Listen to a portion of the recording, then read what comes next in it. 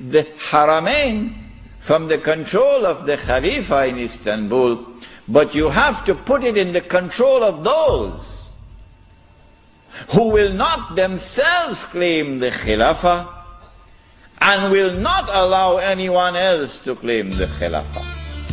And so long as these people keep control of the Haramain and the Hajj, the Khilafah can never be restored. Simple, isn't it? Simple, isn't it? And so that is why they had to make the trip to Riyadh to meet. What's his name? Abdul Aziz Ibn Saud. Correct name? Of course it's the correct name. Why are you afraid to mention it? But Abdul Aziz Ibn Saud did not control the Hijaz. So he couldn't command a check for £7 million. He had to be content with something less than that. So what the British offered to him was, if you would sign the same kind of agreement with us and violate the specific command in the Quran and betray Allah and His Messenger and betray the Ummah, if you will do that, we pay you £5,000 a month. Would you accept that? Abdul Aziz says yes. Yes. And in 1916, Abdul Aziz ibn Saud signed an agreement with Britain. Yes. Which made of him a military ally of Britain, subservient to Britain. But when the Ikhwan, who were his military force, questioned him, how can you sign this agreement with Britain? And how can you accept this money from Britain, £5,000 a month? Abdul Aziz ibn Saud says, this is jizya.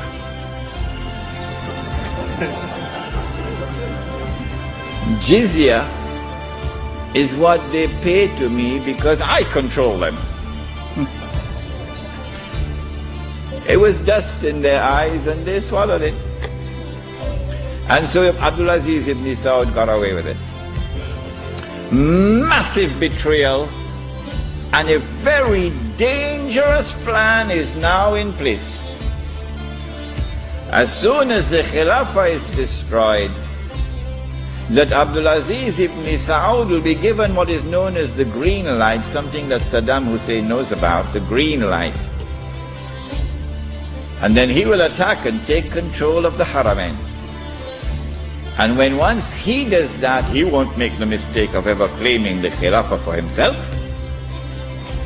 And he will never allow anyone else to claim the Khilafah, because no one else can take the control of the Hijaz and the Haramain from them, because they are supported by Britain. And so goodbye to the Khilafah. It's gone. It can never be restored. Never, never, never be restored. So long as Britain and the United States of America underwrite the security of the Saudi state, you can never, never, never restore the Khilafah. By 1919, the Ottoman Empire was in shambles, falling apart.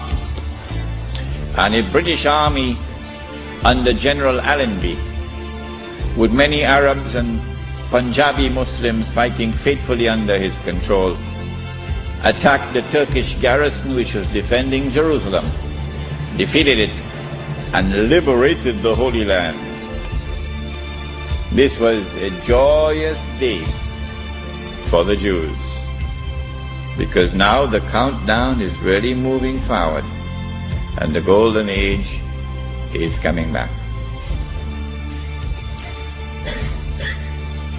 In the same 1919, when the Ottoman Empire is collapsing and it is losing all its non-Turkish possessions, all the Arab parts of the Ottoman Empire are falling away, the Greek army now invades the Turkish mainland, Anatolia.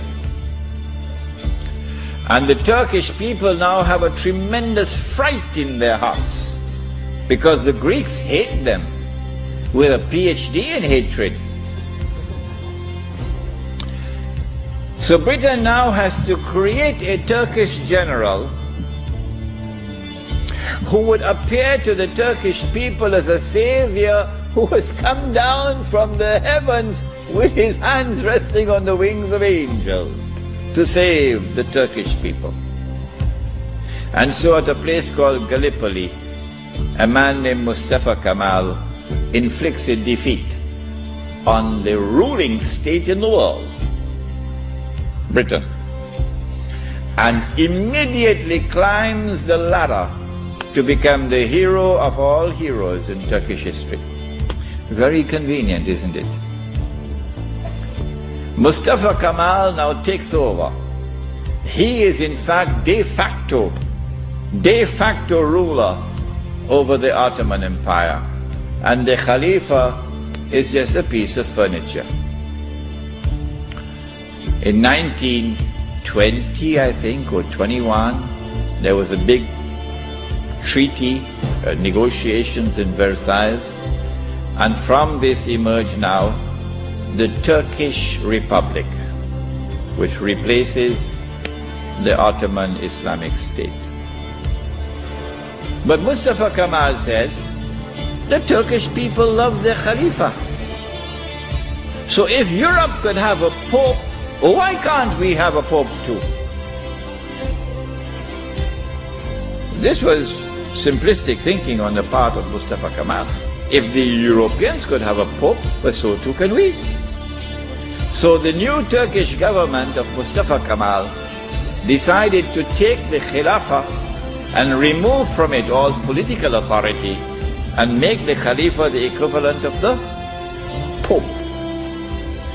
This was 1922. And things were going fine for him. Turkish people were happy. Khilafah is still there.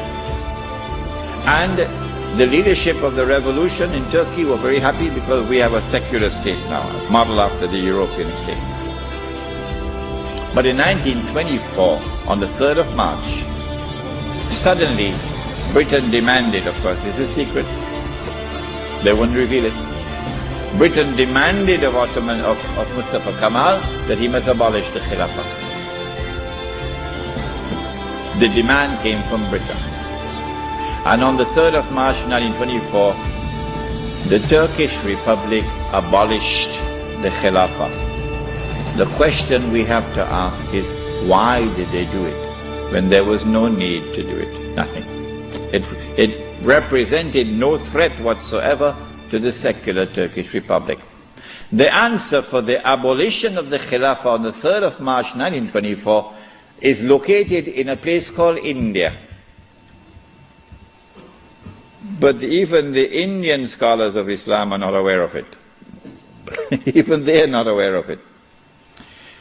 When the attack on the Khilafah was taking place in the 1916, 17, 18 period, then Indian ulama, at that time the Indian Muslim community was one of the most influential Muslim communities in the world. And the Indian Muslim community was led by leaders who knew Islam and lived Islam.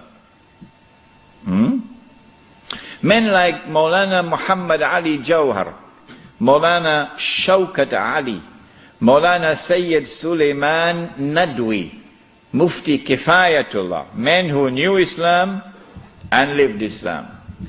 And they wanted to get rid of British imperial rule in India, so that when they got rid of the British, they could restore Islamic rule over Muslims. That's all they wanted. Get rid of the British and restore Islamic rule over Muslims. And they realized that they could mobilize the Muslim masses of India over this issue of the Khilafah, because everybody loved the Khilafah.